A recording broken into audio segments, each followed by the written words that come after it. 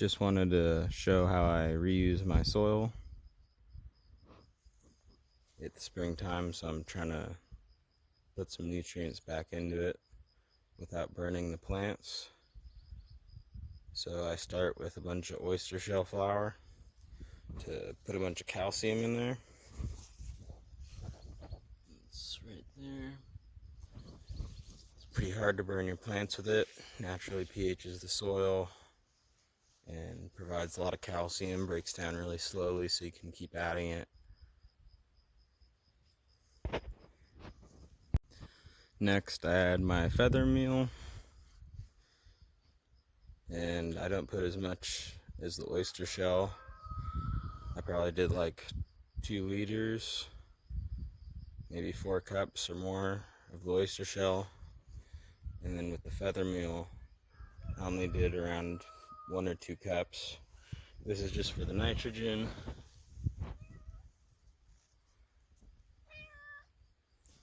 And this is slow releasing, so it breaks down in the soil really slowly.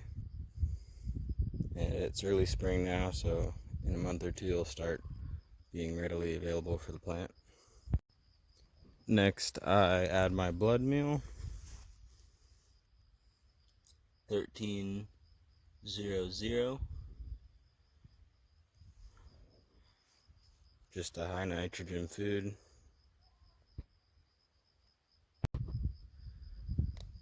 Next, I add my biofish, and that has some feather meal already in it, which I had already added.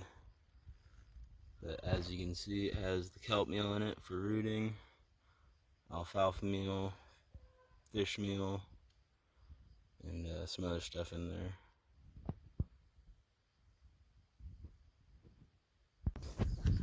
So next I add in my BioLive, and I only add a few cups of this, about a liter, and it's 542. Has a bunch of crushed up crustacean meal in it, which tricks the plant into thinking it's being attacked by bugs, so it builds up strength towards that.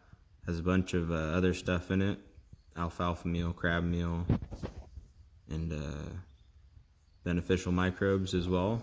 I really like this stuff. Next is the Neem seed meal, and this is a high nitrogen food that it's kind of stinky. People make it into a spray, an oil spray, but I like putting it into my soil to prevent bugs from living in it. And as you can see, it is 612 high nitrogen. Next, I add my Crimson Clover cover crop, Oregon grown, and this adds nitrogen back into the soil. You can till it back in as compost after it grows, and it also builds a relationship with the fungus in the soil and spreads nutrients to your plants. Next, after I added all my foods here, I till it in, and I thoroughly spread it through the top few inches of soil. Make sure it's thoroughly spread around so it doesn't make any caked up layers. And that's what it should look like. So this is after a week, and my cover crop's starting to sprout up. I put hay down to hold the moisture. And yeah, this is pretty much what I do to prep my soil for spring and how I reuse it every year with natural organic amendments. So after that, I'll wait around maybe a month or two until the clover is around this size. And that will probably be close to when I have to plant my plants in their pots.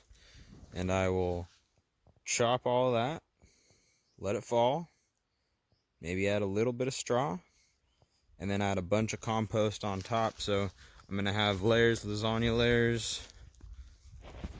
I've learned a lot about it on YouTube through the Mendo Dope people, and just creating compost layers, nutrient layers, and just letting it all break down, and the worms will come up and help me break it down.